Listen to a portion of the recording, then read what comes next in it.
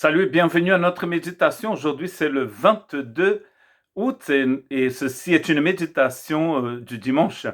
Je voudrais lire dans Hébreux chapitre 6, verset 1. C'est pourquoi laissons les bases de l'enseignement relatif au Messie tendant vers la maturité, sans avoir à reposer le fondement du renoncement aux œuvres mortes, de la foi en Dieu, de l'enseignement concernant les baptêmes et l'imposition des mains, de la résurrection de mort et du jugement éternel. Très intéressant que quand il parle de certains de ces enseignements qu'il dit qu'il va laisser de côté pour essayer d'aller plus loin, c'est souvent des choses qui sont déjà très profondes pour nous et pour nos églises aujourd'hui, n'est-ce pas? Nous parlons beaucoup de la fin des temps, nous parlons beaucoup de l'imposition de main, la résurrection de mort et tout cela. Et dit qu'il faut aller un peu plus loin que ça. Et il faut tendre vers la maturité.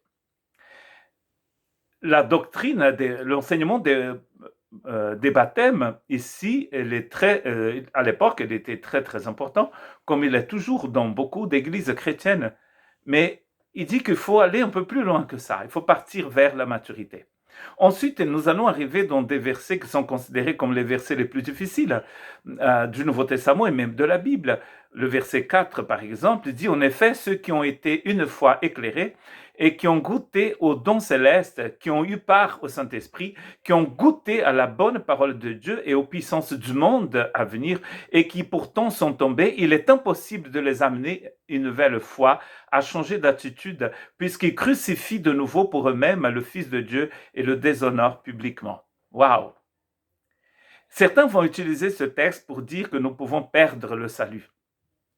Moi, je fais partie de ceux qui croient qu'on ne peut pas perdre ce que Dieu nous a donné par sa grâce. D'ailleurs, Jésus, dans Jean 10, versets 28 à 30, il dit « Je leur donne la vie éternelle, elles ne périront jamais et personne ne pourra les arracher à ma main. » Il est très important de savoir que le salut, c'est une œuvre divine et que c'est Dieu, nous allons voir à la fin de la lettre, du chapitre 6 de la lettre aux Hébreux, que c'est un projet divin et Dieu va veiller pour que ça puisse fonctionner dans votre vie.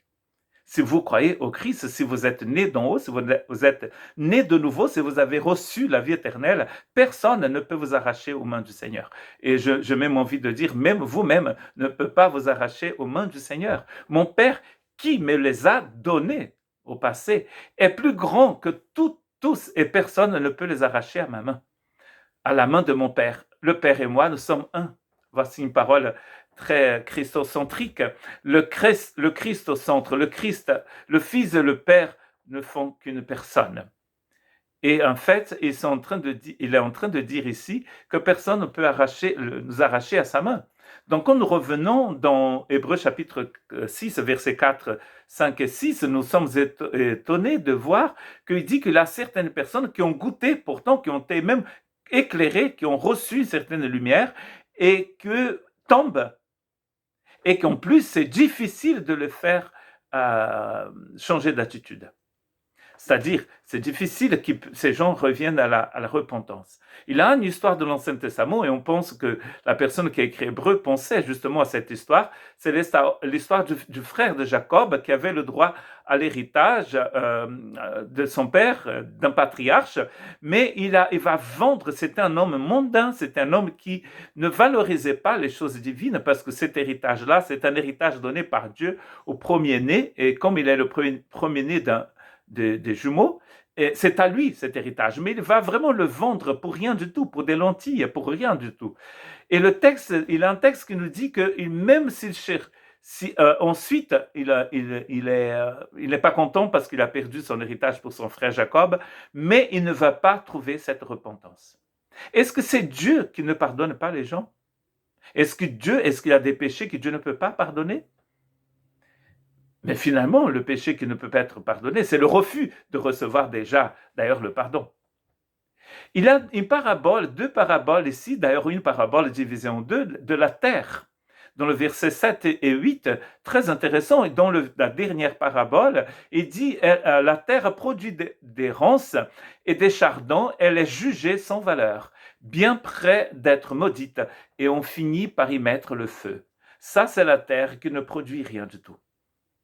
Ces personnes qui abandonnent le Seigneur sont comme cette terre. Tandis que les justes, dans le verset 7, c'est une terre arrosée par de pluies fréquentes et produit donc des plantes utiles à ceux pour qui elle est cultivée. Elle reçoit de Dieu sa part de bénédiction. Et nous allons juste dans le verset suivant et nous trouvons vraiment une explication très intéressante. Quand il dit, même si nous parlons ainsi, bien-aimés, nous sommes convaincus qu'en ce qui vous concerne, vous avez la meilleure part, celle qui est favorable au salut.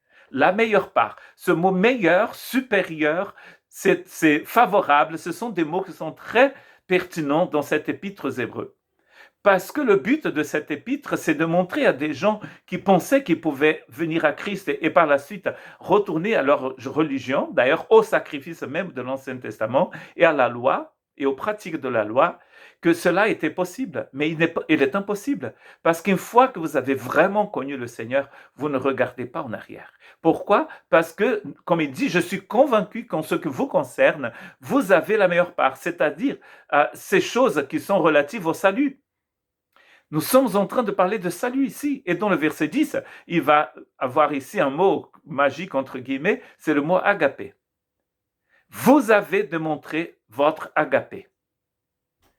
Donc là, nous ne sommes plus dans la religion. Nous sommes dans Christ Jésus, dans le Christ Jésus. Nous sommes dans la vie éternelle. Nous sommes dans l'amour que Dieu a déversé dans notre cœur. Il y a des gens qui sont au milieu de la chrétienté, mais qui n'ont pas vraiment reçu cette repentance, qui n'ont pas fait ce pas de recevoir vraiment le salut, même s'ils ont goûté, comme nous dit le texte. Ils ont goûté de ces choses. C'est comme ces gens qui sont guéris par Jésus, mais qui ne vont pas forcément suivre Jésus. Vous avez vu dans Jean 6, Jésus multiplie les pains et les poissons, les gens mangent à leur faim, le lendemain, ils blasphèment, ils disent, oh là là, quel discours difficile, quand ils ont suivi Jésus jusqu'à Capharnaüm. Quel Capharnaüm d'ailleurs. Et ils vont partir. Et Jésus va dire, voulez-vous partir aussi? Et Pierre va dire, à qui irions-nous? Tu es le seul à voir les paroles de la vie éternelle. Soyons donc cette terre qui porte du fruit.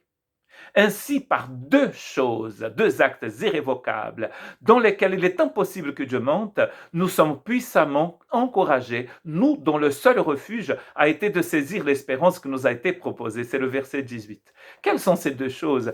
En lisant toute l'épître aux Hébreux et en lisant le chapitre 6, on se rend compte que ces deux choses, c'est la nature même de Dieu et ses promesses.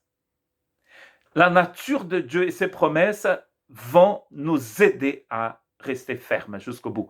Comme je vous ai dit tout à l'heure, quand on reste jusqu'au bout, c'est parce qu'on reste, parce qu'on fait confiance aux promesses divines. Cette espérance, nous dit le verset 19, nous la possédons comme une encre solide et sûre de l'âme. Elle pénètre derrière le voile, là où Jésus établit grand prêtre pour toujours, à la manière de Melchizedek, est rentré pour nous en précurseur. Donc vous voyez la différence entre ceux qui abandonnent et ceux qui restent jusqu'au bout. Pourquoi nous restons jusqu'au bout? Parce que nous restons attachés à ces deux réalités ici. La nature de Dieu et ses promesses. Dieu ne peut pas mentir. Et d'ailleurs, il dit dans le verset 17, c'est pourquoi Dieu voulant montrer plus clairement encore aux héritiers de la promesse, le caractère irrévocable de sa décision est intervenu par un serment. Dieu intervient par un serment en ce qui concerne le salut. Donc, si vous êtes en Christ, personne ne peut vous arracher à sa main. Que Dieu vous bénisse.